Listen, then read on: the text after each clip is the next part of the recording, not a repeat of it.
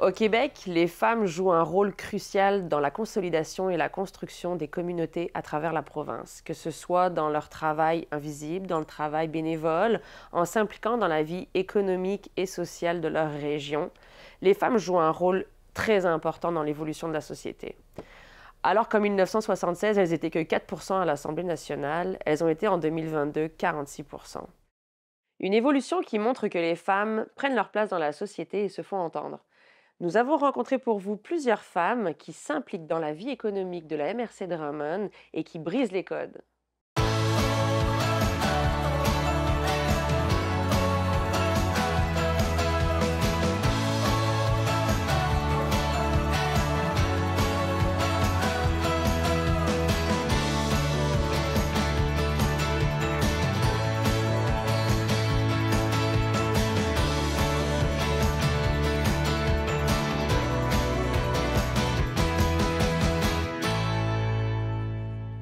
Chanel, Oui. Chanel, tu es très impliquée dans la communauté. Explique-nous un petit peu ton parcours, raconte-nous comment tout ça a commencé, ton implication sociale. En fait, ça a commencé quand j'étais au cégep. On m'a sollicité à mon ancienne école secondaire. J'ai commencé comme ça, petit à petit. Après, j'ai travaillé dans une coopérative de travail où je me suis formée pendant 4 ans. Fait que l'entraide, ça fait partie de mes valeurs et tout. Pas compter ses heures, se donner 100% de moi-même. En fait, je pense que c'est important un peu partout dans qu'est-ce que je m'engage et tout. Et puis là, quand je suis arrivée à Drummondville, parce que moi, je viens de Montréal, je connaissais pas personne. Puis à l'organisme où je travaillais, il y avait eu des contacts comme quoi que je me cherchais à m'impliquer à quelque part. Alors, j'ai eu la chance de m'impliquer au CA de la Maison de la Famille en premier lieu ici à Drummondville. Super. Quelle a été ta première implication justement sur le CA de la Maison de la Famille? Tu faisais quoi exactement? J'avais le poste coopté, qu'on appelle, ça veut dire que j'avais pas d'enfant et c'est un des règlements généraux là, d'avoir un enfant pour faire partie du CA. Fait que j'avais OK. le poste coopté, j'étais administratrice et maintenant je suis trésorière pour la Maison de la Famille. OK. Est-ce que tu as choisi la Maison de la Famille parce que c'est une mission qui te porte particulièrement ou c'est un petit peu, tu as été un petit peu au hasard et tu t'es laissé porter par les demandes? Un peu des deux. En fait, je me cherchais où m'impliquer. J'avais entendu des organismes. C'est sûr que la famille, pour moi, j'avais toujours voulu avoir une famille, ce qui est le cas maintenant. Mais au début, j'en avais pas. Puis, dans le fond, mon ancienne directrice, là, Julie Bourassa, elle m'a approchée. Puis, elle m'a dit, est-ce que ça te tente? Puis, j'ai dit, ah oui. Alors, j'ai parlé à Françoise, qui était la directrice à ce moment-là. Puis, en fait, là, ça fait, je pense, ça va faire presque 3 ans, en fait, que je suis impliquée sur ce CA-là. OK. Est-ce que tu as d'autres implications, mis à part la Maison de la Famille? Oui, à un moment donné, il y avait une annonce pour devenir médiatrice citoyenne pour Équijustice. Alors, ça m'a super intéressée. C'est pour régler des conflits là, intervoisins, tout ça. Une première approche pour parler. Fait que je trouvais ça super intéressant.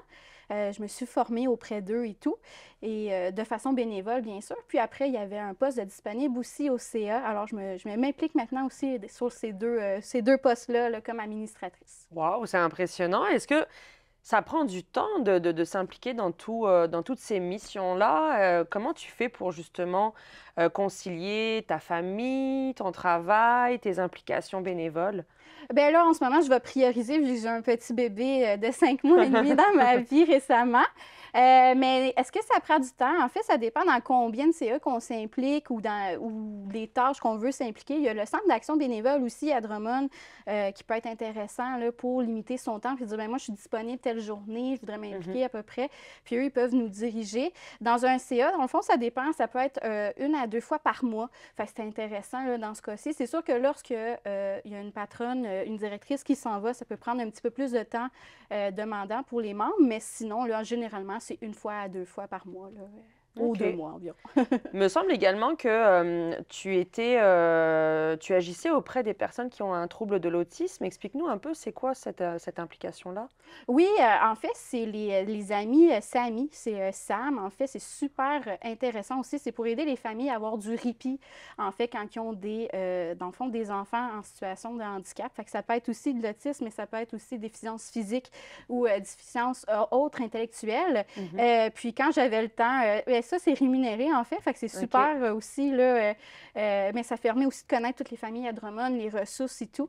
Fait que les amis Samy, là, c'est vraiment intéressant, là, comme approche. Puis moi, durant mes études, j'avais aussi travaillé pour Autisme Montréal.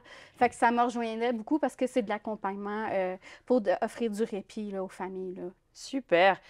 Merci beaucoup, Chanel, pour Merci, ton Marie. partage.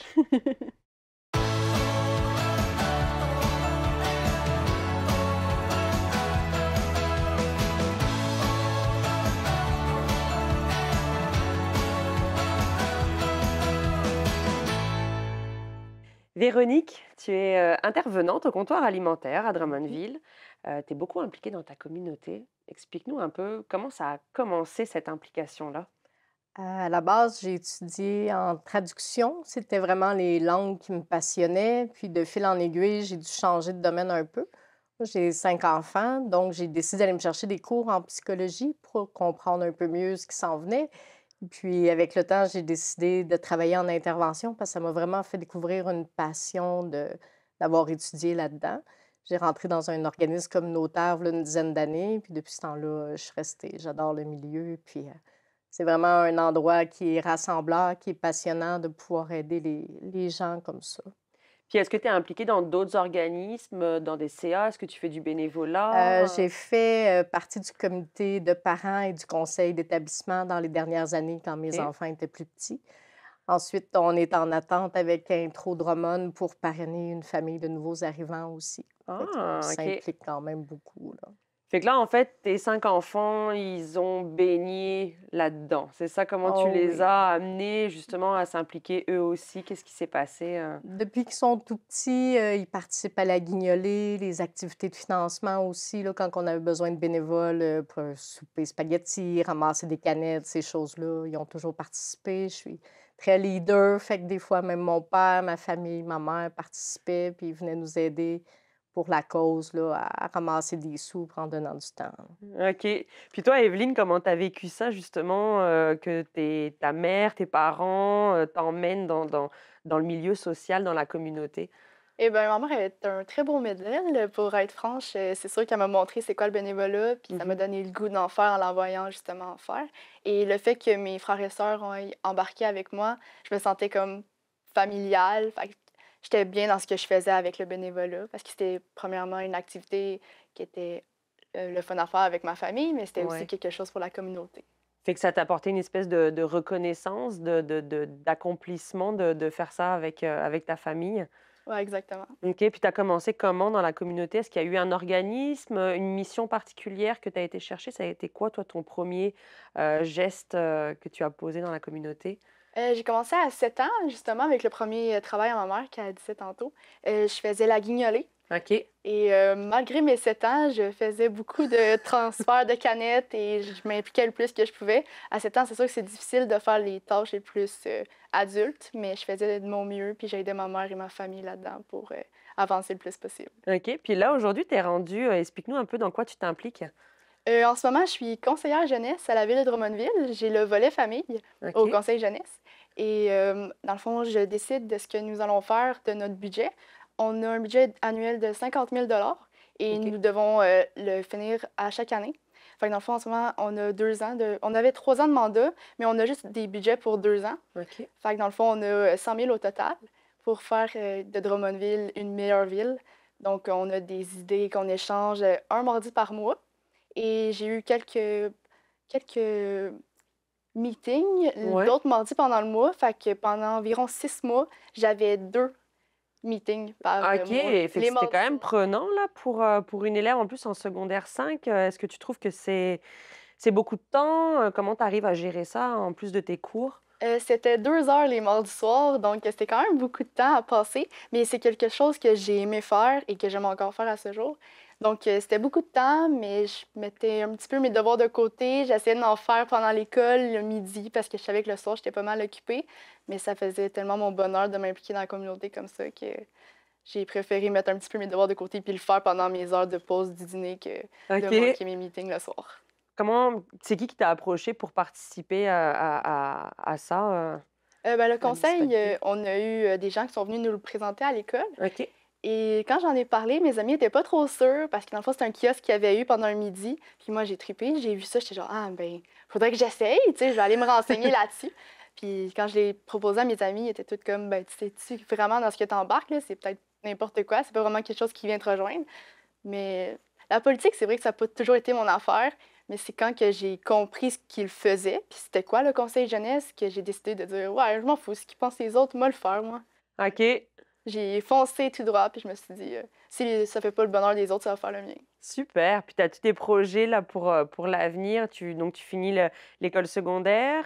C'est quoi tes projets là pour la suite? Je vais être journaliste et j'ai été acceptée au cégep de Drummondville. Je fais un double deck sciences humaines OK. et arts et lettres multimédia. Donc, je vais beaucoup prendre de caméras, filmer et faire ce que j'aime, justement, journaliste, pour faire comme tous les aspects qu'il y a au journalisme. Je suis persuadée que l'implication va continuer dans tes études avec tous les organismes, les associations étudiantes qu'il y a. Je me doute que tu vas bien t'intégrer à la vie étudiante de Drummondville.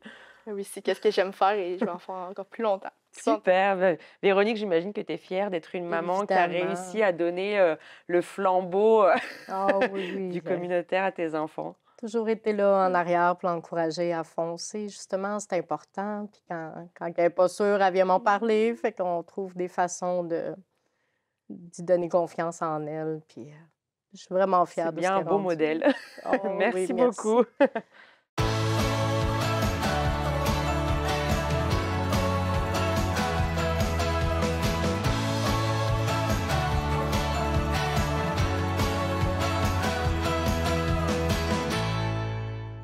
Josiane, tu as une formation en communication Oui. et il y a plus de 14 ans, tu as cofondé l'entreprise Synaptic Media Oui. qui aujourd'hui compte 15 employés, mais paraît-il qu'on ne parle pas d'employés. Explique-nous un peu ça, puis ta façon justement de mener ton groupe dans Synaptic Media. En fait, j'ai tout le temps le sourire quand on dit employé parce que chez Synaptic, c'est un mot qu'on a banni, ça fait déjà un moment. Nous, on appelle ça des joueurs pour vraiment représenter le rôle, responsabilité de chacun des individus qui sont dans l'entreprise. On a tous un rôle à jouer. Puis quand on le joue tous bien et qu'on est conscient de nos responsabilités, bien, c'est là qu'on score et qu'on s'en va en ligne droite vers nos objectifs. Donc, le mot employé, c'était plus un état contractuel. Puis ça ne correspondait pas à notre vision, à la vision de l'entreprise. C'est beau ça, justement, ça donne un beau caractère humain à cette entreprise-là. Explique-nous un peu, c'est quoi les initiatives que tu mets en place pour amener de la diversité, de l'inclusion, puis surtout pour offrir à tes joueurs un espace sain et sécuritaire? En fait, l'équipe est consultée à tous les mois. En fait, je ne vais pas dire qu'elle est consultée, on se réunit tous les mois parce que le milieu du travail sert aussi à répondre à un paquet de besoins. Donc, on est là, on joue notre rôle, on est engagé dans la communauté à desservir avec nos services, à nous supporter notre communauté, mais comme individu, on a tous des besoins et un des besoins, entre autres depuis l'arrivée du télétravail, Oui. c'est la socialisation.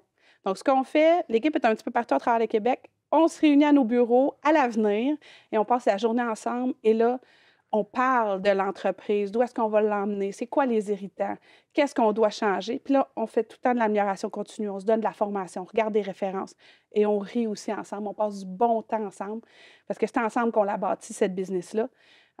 Donc, c'est important d'avoir un espace pour pouvoir partager ensemble et OK. construire ensemble. Ouais. Puis là, ces initiatives que tu prends, donc tu chamboules un peu le style de management traditionnel.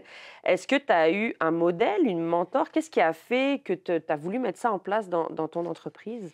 Bien, j'ai plein de modèles, plein de mentors. J'adore lire sur le sujet. Pour moi, l'entreprise, c'est un outil pour qu'on puisse se développer et s'accomplir en contribuant à notre communauté. Je veux dire, je vais penser aux frères Lemaire qui ont fait plein d'initiatives de cascade, en fait. Qui ont fait plein d'initiatives d'inclusion dans leur organisation, puis tout ça. Pour vrai, j'en ai à tonnes. Et là, je prends un peu partout, puis là, on l'applique, on l'expérimente en pilote. Comme là, on est sur le modèle 4 jours, mais c'est pas du 4 jours. Parce que dans le fond, c'est pas vrai que c'est du lundi au jeudi, que ça fit tout le temps. Des fois, notre réalité de vie est différente. Fait que nous, c'est un projet qualité de vie. On travaille pas 40 heures par semaine. On a un rythme de vie qui se répartit sur 4 ou 5 jours, selon notre réalité. Donc, c'est un modèle très, très flexible, OK. mais où on a des moments clés dans la semaine où on est tous ensemble et là, on travaille en équipe. On est capable de faire avancer nos projets. Mais il y a des moments où, de toute façon, on travaille chacun avec nos expertises, donc OK. on peut être flexible. Puis est-ce que tu sens justement que ça fait une différence, notamment dans la rétention de tes joueurs? Est-ce qu'ils durent justement sur le temps Ouais. et ils ont plaisir à travailler, à Ils sont accomplir la engagés. mission? Ils sont En fait, engagés, c'est ça, ouais. c'est un win-win. Je m'excuse en lycée, un gagnant-gagnant. Ouais. C'est toujours ça qui est visé dans tout, en fait. Mhm. Que ce soit avec nos partenaires, nos clients qu'on voit comme des partenaires, avec les joueurs dans l'équipe, c'est toujours de dire comment on crée un écosystème qui est gagnant-gagnant. C'est pas tu es à la garderie, tu travailles moins d'heures, c'est pas ça. Mais quand tu es là, tu donnes, tu es investi, tu es engagé dans tes projets, tu t'assures qu'on fait des projets performants. Et de l'autre côté, tu as besoin de te déposer. Il est rendu 4 heures, c'est pas le bon moment pour écrire un script. C'est correct. Refais-le plus tard en soirée, tu le feras plus tôt demain matin. On peut y aller avec le rythme de l'individu pour que ce soit un gagnant-gagnant puis respectueux. OK. Ouais. Merci beaucoup, en tout cas, Josiane.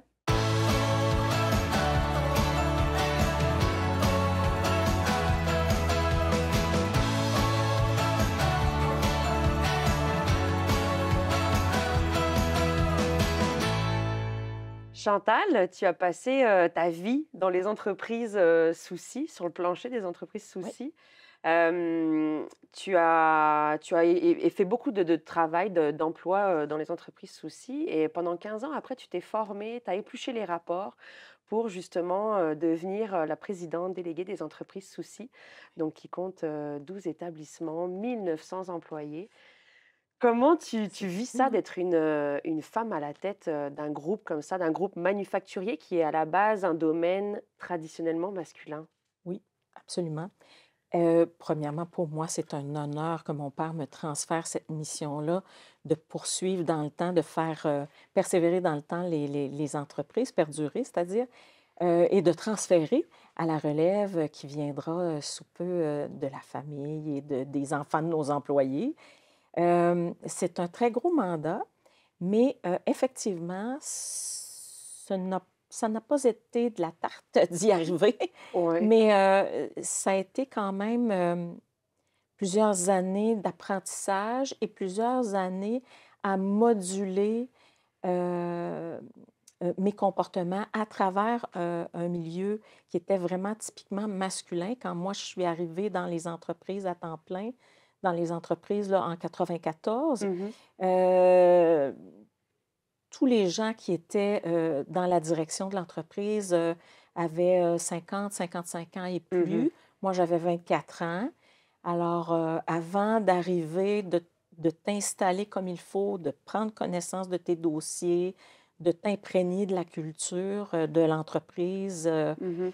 ça prend un certain Un temps. travail, ouais. Mais arriver dans un poste de leadership dans une grande entreprise comme ça, où il y a des filiales aux États-Unis, en Asie, un peu partout dans le monde, au Brésil, Mhm. en plus du fait multiculturel, il faut aussi penser au fait que la majeure partie des gens qui ont des postes de direction chez nous sont des hommes. Alors, on doit quand même être capable de faire sa place Mhm. sans écraser personne, sans, euh, en étant soi-même, Soi-même, ouais. mais sans chercher d'artifice. Je pense que c'est vraiment ça. Quand on travaille pour le bien de Mhm. l'entreprise, automatiquement, nos actions sont vraiment, surtout si on est aligné sur les valeurs, les objectifs, puis on pense au bien de l'entreprise, toutes nos actions sont focusées sur ça. OK. À ce moment-là, il y a beaucoup moins de problématiques parce qu'il n'y a pas ce jeu de politique-là de je me sens pas très bien intégrée à travers des hommes, donc je vais essayer d'avoir un leadership un peu plus Comme le syndrome de imposant. l'imposteur, on Un peut peu, appeler oui, ça, c'est là? ça. Puis ça crée des distorsions un peu dans le comportement. OK. Donc, en étant soi-même, en travaillant de façon approfondie ses dossiers, en écoutant aussi, Mhm. Beaucoup d'écoute. beaucoup d'écoute, on y arrive. OK. Oui, Justement, en parlant de leadership, je sais que tu as fait une formation oui, de leadership au féminin. oui, Euh, on parle beaucoup de leadership au féminin parce qu'avant, les entreprises étaient dirigées par des hommes, donc le oui, leadership était masculin. oui. Est-ce que toi, tu trouves qu'il y a une différence, qu'il y a vraiment un leadership féminin et un leadership masculin, où dans le fond, le but, c'est de mener une entreprise à travers un objectif, mais peu importe ce qu'on est en étant soi-même, justement?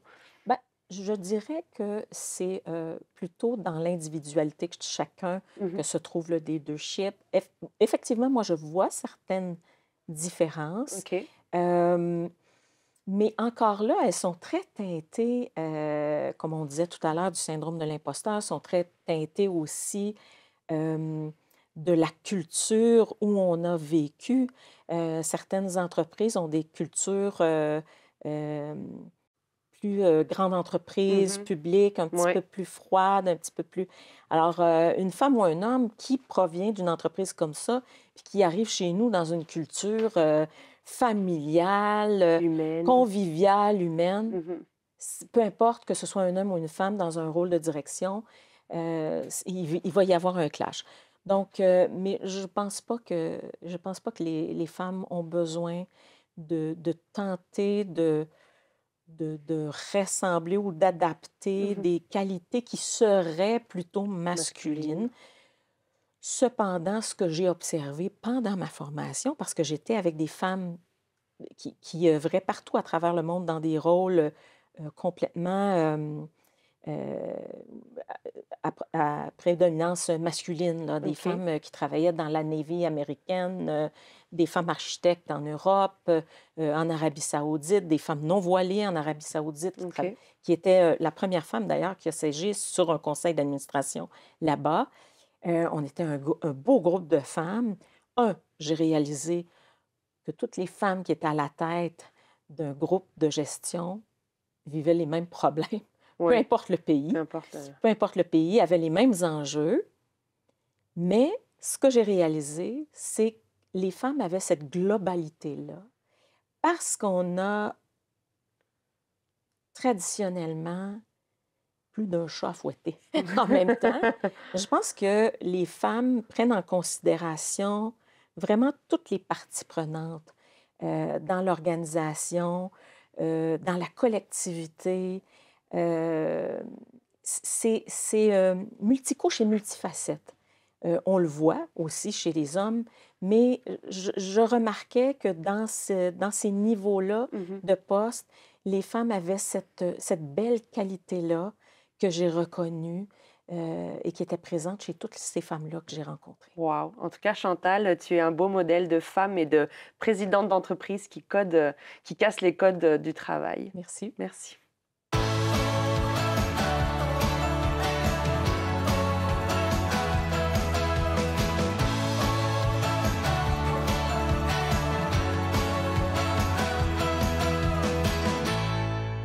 Joanne, tu as une formation, toi, à la base, de programmeuse analyste. Ensuite, ta carrière t'a mené à accompagner plusieurs entreprises et organismes. Tu t'es beaucoup impliquée dans la région, que ce soit au niveau des conseils d'administration d'organismes, également à la Chambre de commerce et d'industrie Drummond. Et aujourd'hui, tu es présidente donc du conseil d'administration des Caisses des Jardins de Drummondville. Explique-nous un peu, ça a été quoi le déclencheur qui a fait que tu es devenue une femme d'action?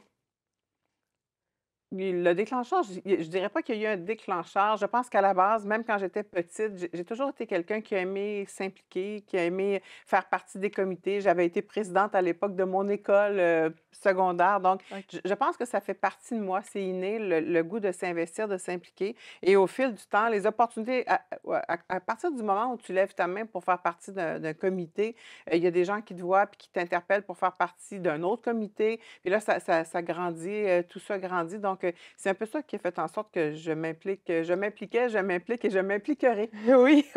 Et du coup, c'est ça qui t'a amené aujourd'hui à être présidente du conseil d'administration quand même de Desjardins, des caisses de Drummondville. Explique-nous un peu dans ton rôle. On sait que Desjardins prend beaucoup d'initiatives pour les femmes, que ce soit pour les femmes en interne, dans leurs employés, mais également pour les femmes qui sont sur les conseils d'administration. Comment tu vis ça d'être présidente comme ça dans ce milieu-là? Mais quand j'ai commencé à faire partie du conseil d'administration, c'était Mme Monique Leroux qui était la présidente directrice générale. D'accord. Elle avait mis en place plusieurs éléments pour. On avait souvent, quand on avait des assemblées générales, on avait un point qui était uniquement dédié aux femmes. Puis elle, ce qu'elle voulait, c'était faire la promotion de l'implication des femmes dans le milieu. OK. On n'est pas encore beaucoup, il y a encore beaucoup plus d'hommes qui sont présents, mais on est en train de remonter la pente et d'atteindre une certaine parité. Puis c'est ce qui est un peu aussi demandé à notre conseil d'administration, d'avoir la parité homme-femme là, sur le conseil d'administration, d'être 50-50 là, hommes-femmes. OK. Donc, il y a des choses comme expérience pionnière c'est des formations qu'ils donnent aux femmes pour qu'on soit capable de prendre notre place, de développer un peu nos compétences. Donc, Desjardins veut beaucoup promouvoir la place des femmes parce qu'ils sont conscients que c'est important qu'on ne soit pas juste des hommes sur un conseil d'administration, qu'on ne soit pas juste des hommes qui représentent les employés, les gens de première ligne. Donc, c'est un peu pour ça que moi, ça me rejoint. C'est quelque chose qui me rejoint beaucoup, Oui. d'avoir des femmes sur les conseils d'administration, OK. entre autres. Donc, c'est pour ça que je suis fière de faire partie du CA de Desjardins. Ça fait combien de temps que tu es présidente? Ça fait 2 ans que je suis présidente. C'est quand même ma 11e année au conseil Ah oui. d'administration. Et j'ai été pendant 7 ans, 8 ans vice-présidente. Et OK. depuis les 2 dernières années, je suis présidente du conseil d'administration. Avec tout le recul que tu as, puis tout ce que tu as vécu, notamment dans la région, comment tu trouves que la place justement de la femme dans la société, elle évolue? Est-ce que tu vois une différence justement par rapport à quand tu as commencé ton implication dans la communauté? Mais donc, quand j'avais commencé, il y a été, tantôt vous avez mentionné que je faisais partie de la Chambre de commerce, du CA de la Oui. Chambre de commerce, on avait fait un sondage pour voir combien il y avait de femmes sur les différents conseils d'administration de la ville de Drummondville. Mhm. On est encore très peu nombreuses sur les conseils, surtout dans certains, il y a des secteurs qui sont plus nichés où il y a de moins en moins de femmes, il y a peu de femmes. On voit un peu une évolution. On voit une évolution au niveau du travail également. Les femmes s'impliquent au niveau du travail, mais on a beaucoup de barrières à l'entrée. Tu sais, juste le principe de rechercher une garderie actuellement, une maman qui vient d'avoir un petit bébé et qui veut retourner sur le marché du travail, c'est très complexe d'avoir une place en milieu de garde. Donc, Exact. souvent, c'est la femme qui va se sacrifier, qui va rester à la maison, qui va un peu mettre sur pause sa carrière professionnelle, là. Et ça avance, mais ça avance pas. Puis des fois, je trouve que ça recule un peu, là, mais quand même, on chemine puis on s'en va dans la bonne direction. D'accord. Merci beaucoup, Joanne. Grand plaisir. Notre émission s'achève avec des parcours inspirants de femmes qui brisent les codes, qui s'impliquent dans la communauté et qui ont plein de belles choses à dire. Si vous également, vous souhaitez franchir le pas, réfléchissez pas trop et foncez. Faites part de vos envies, de vos projets, de vos ambitions. La société est prête à vous entendre, alors osez contribuer à changer les mentalités.